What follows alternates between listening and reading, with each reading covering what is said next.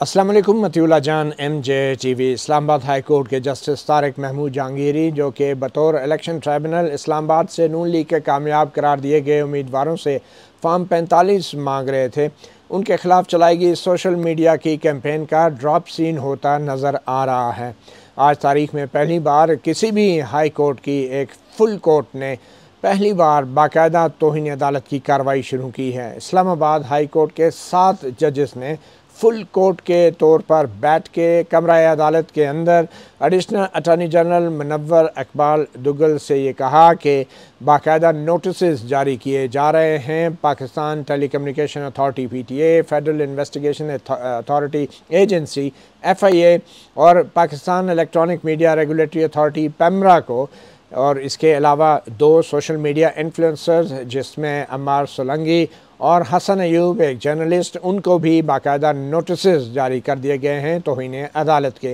ये तमाम खबर तो आप तक पहुंच चुकी है और मतिउल्लाह जान MJ TV ने बराह रास्त आपको ये सब खबर दी थी। आज इस व्लॉग में हम देखेंगे कि इस तमाम कार्रवाई के मुज़मरात क्या हैं। सबसे पहले तो ये कि ये फुल कोर्ट का बैठना कितना अहम है, और फिर फुल कोर्ट का बैठना क्या वाकई सिर्फ कानूनी कार्रवाई के लिए है या एक पैगाम भी देना है। जैसे कि हमने पहले कहा कि तारीख़ में पहली बार किसी भी हाई कोर्ट के यूँ फुल कोर्ट के जजेस बैठे हैं। वैसे भी इस्लामाबाद हाई कोर्ट के कुल 8 जजेस हैं, 7 जजेस बैठे हैं। एक जज जस्टिस तारिक महमूद जहांगीरी, जिनके खिलाफ सोशल मीडिया की कैंपेन चलाई गई है। ऑब्वियसली बज़ाहिर उनकी तरफ से कंप्लेंट थी या रजिस्ट्रार का नोट था, इसलिए वो ख़ुद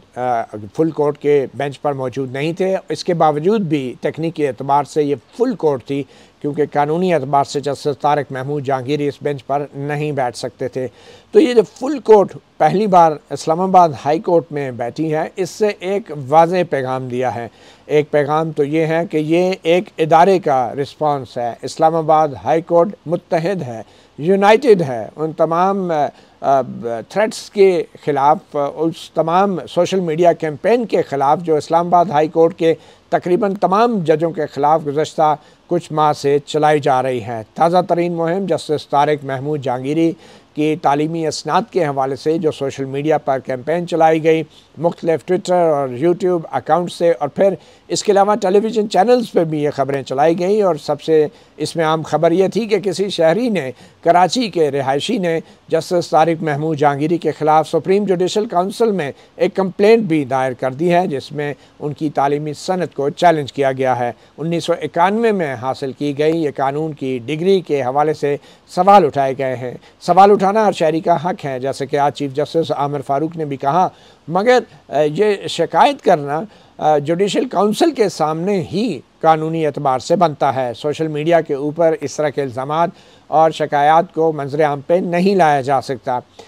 आज की जो फुल कोर्ट की जो कार्रवाई थी, ये पैगाम अगर है कि इदारा मुत्तहिद है और ये इदारे का अगर जवाब है तो किसके लिए है? क्या ये कराची के उस शहरी के लिए है या सोशल मीडिया के ऊपर प्रोपेगेंडा करने वाले चंद शहरियों के लिए पैगाम है? बिल्कुल नहीं। इदारे का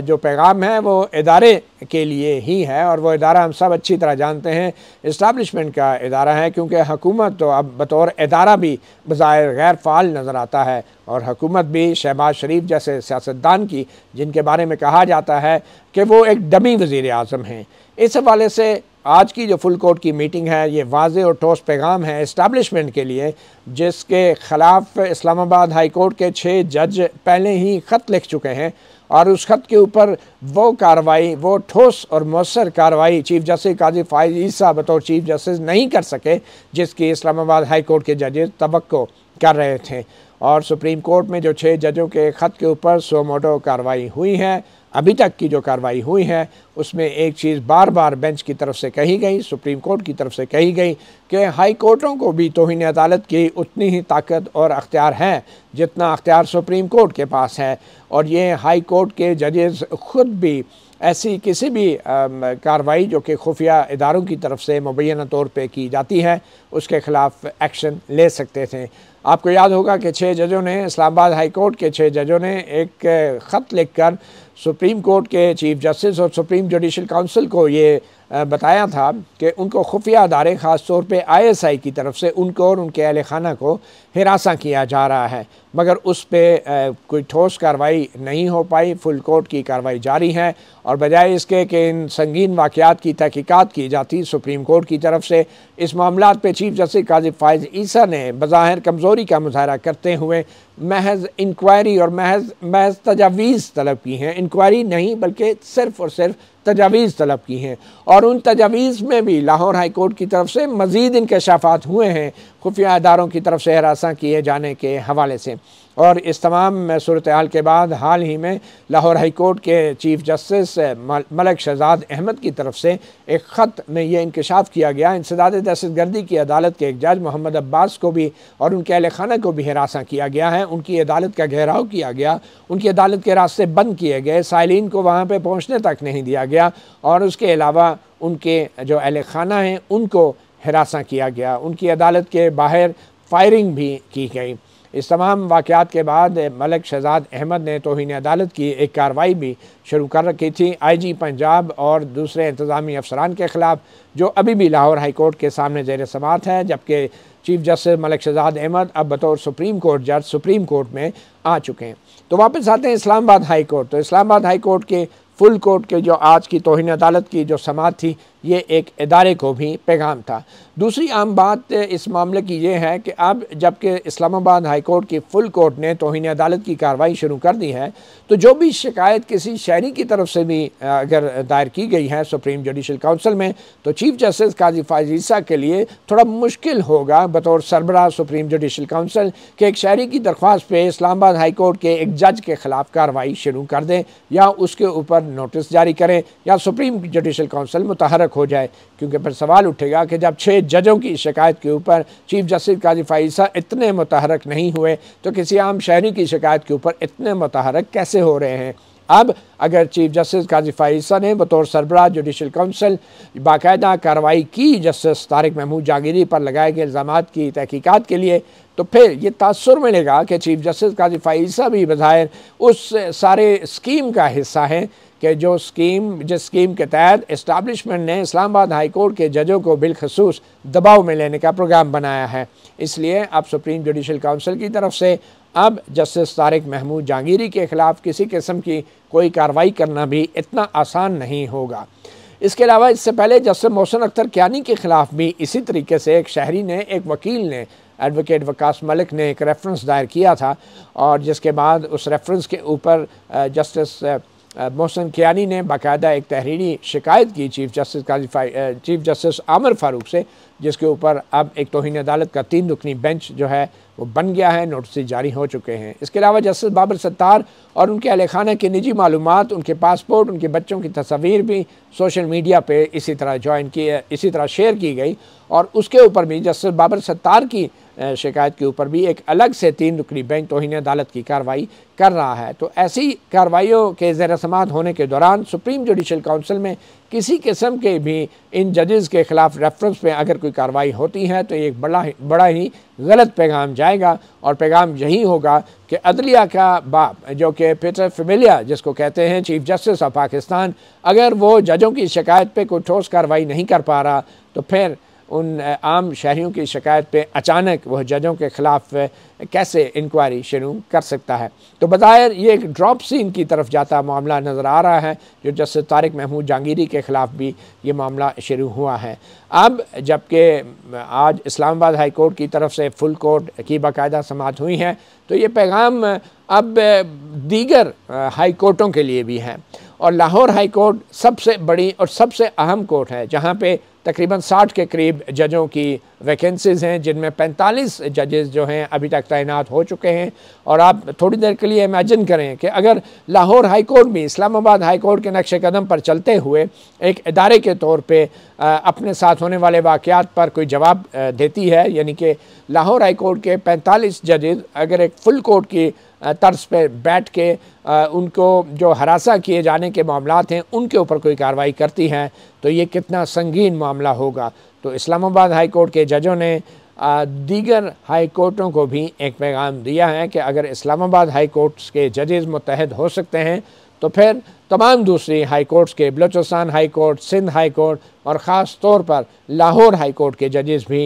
यूँ इकट्ठे हो सकते हैं। और अगर ऐसा होता है, अगर लाहौर हाई कोर्ट के जजेस भी 45 जजेस, चीफ जस्टिस, नामज़द चीफ जस्टिस आलिया नीलम की सरबराही में वो एक फुल कोर्ट इजलास में शरीक होते हैं या फुल कोर्ट बाकायदा अदालत के तौर पर बैठ के किसी किस्म की कोई कार्रवाई करते हैं, तो ये एक बहुत बड़ा भूचाल होगा। और मेरे ख्याल में वकला की 2007 की कामयाब तहरीक के बाद इस तहरीक को बजा तौर पे जजेस की तहरीक कहलाना भी दुरुस्त होगा। तो आज की इस्लामाबाद हाई कोर्ट की इस समाअत के बाद मामला अब गर्मियों की छुट्टियों के बाद तक चला गया है। गो के चीफ जस्टिस आमिर फ़ारूक ने तो ये भी कहा था कि जो ज़िम्मेदारान हैं वो गर्मियाँ जो हैं अडियाला जेल में गुजारेंगे, मगर फिर तारीख़ गर्मियों की छुट्टियों के बाद की दे दी है। बहरहाल ये बड़ा ही एक स्ट्रॉन्ग पैगाम दिया गया है और PTA और FIA और पैमरा से जवाब तलब किए गए हैं कि उन सोशल मीडिया अकाउंट्स का पता चलाया जाए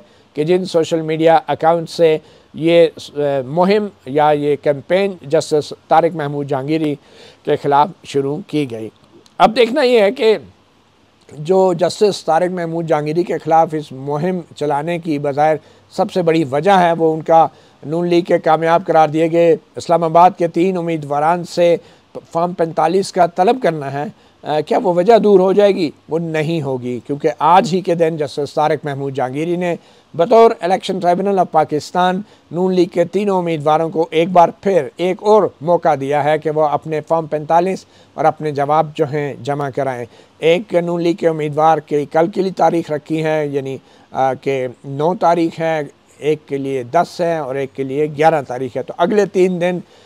नून लीग के लिए बड़े अहम हैं, मगर इसके साथ ही अब हुकूमत के लिए भी एक बहुत बड़ा चैलेंज है कि किस तरीके से नून लीग के इन कामयाब उम्मीदवारों को बचाएं, क्योंकि अगर इस्लामाबाद के तीनों उम्मीदवार अपने फॉर्म 45 पेश करने में नाकाम होते हैं या उनको दुरुस्त साबित करने में नाकाम होते हैं, तो फिर ये एक देग के चावल का एक दाना होगा जिसको चख के पूरी देग के हालात का मालूम किया जा सकेगा और पूरे पाकिस्तान में होने वाले 8 फरवरी के इलेक्शंस के ऊपर भी फिर यकीनन सवालात उठेंगे। तो उनके बचाने के लिए हुकूमत के पास एक ही रास्ता है और वो रास्ता इससे पहले ऑर्डिनेंस की शक्ल में लाने की कोशिश की गई, जिसके तहत इलेक्शन कमीशन को ये अख्तियार दिया गया कि वो इलेक्शन ट्राइब्यूनल के जजेस के लिए रिटायर्ड हाई कोर्ट के जजों की तकर्री भी कर सकता है। और इसी अख्तियार को जब इलेक्शन कमीशन ने ऑर्डिनेंस के तहत इस्तेमाल करने की कोशिश की तो इस्लामाबाद हाई कोर्ट में चीफ जस्टिस आमिर फ़ारूक ने उस अमल को, उस कार्रवाई को मुअत्तल कर दिया और इलेक्शन कमीशन के तरफ से एक रिटायर्ड जज जस्टिस शकूर पराचा की तैनाती को मुअत्तल कर दिया। तो वो ऑर्डिनेंस तो मुअत्तल है, मगर फिर वो ऑर्डिनेंस जो है उसको पार्लियामेंट के दोनों ऐवानों ने मंजूर कर लिया है। अब वो सदर ममलकत के दस्तखतों का मुंतज़र है। अगर इन दिनों में वो दस्तखत हो जाते हैं तो फिर वो एक कानून की शक्ल अख्तियार कर लेगा और जो इस्लामाबाद हाई कोर्ट में ऑर्डिनेंस को चैलेंज किया गया है वो तमाम कार्रवाई अदालत की गैर मौसर हो जाएगी और बज़ाहिर जो अदालत ने नए इलेक्शन ट्राइब्यूनल को काम करने से रोका था, अदालत के वो अहकामात भी उस पूरे केस के साथ गैर मौसर हो जाएंगे। उसके लिए हंगामी बुनियादों पे पाकिस्तान तहरीक इंसाफ को फिर इस नए कानून को भी चैलेंज करना पड़ेगा और इस्लामाबाद हाई कोर्ट को फिर इस मामले में भी फौरी तौर पे कोई ना कोई फ़ैसला ज़रूर करना होगा। तो ये तमाम एक सूरत हाल है। मीडिया के लिए भी इस तमाम सूरत हाल में सीखने का एक बहुत बड़ा सबक है और वह सबक यही है कि मीडिया को सबसे पहले अपनी सफ़ों में काली भेड़ों और गैर पेशावराना जो अनासर हैं, जो पैराशूट एंकर्स हैं या जर्नलिस्ट हैं, उनको जो है उनकी शिनाख्त करनी होगी, उनको आइडेंटिफाई करना होगा और उसके बाद मीडिया को भी किसी के हाथ में खेलने से ख़ुद को रोकना होगा। और जिस किस्म के मीडिया के ख़िलाफ़ अब तौहीन अदालत के नोटिस सुप्रीम कोर्ट से भी जारी हुए हैं, तो मीडिया को भी सच सच अदालतों को बताना होगा कि किसके दबाव पे इससे पहले भी अदलिया के ख़िलाफ़ एक मुहिम की शक्ल में वो कैसे फैसल वाडा या मुस्तफ़ा कमाल जैसे सियासतदानों की प्रेस कॉन्फ्रेंस को बराह रास्त दिखाते रहे हैं। अब वक्त आ गया है कि मीडिया भी इस हवाले से स्टैंड ले। सबसे अहम डेवलपमेंट आज की ये भी है कि Islamabad high court bar association की तरफ से एक भरपूर प्रेस कॉन्फ्रेंस की गई है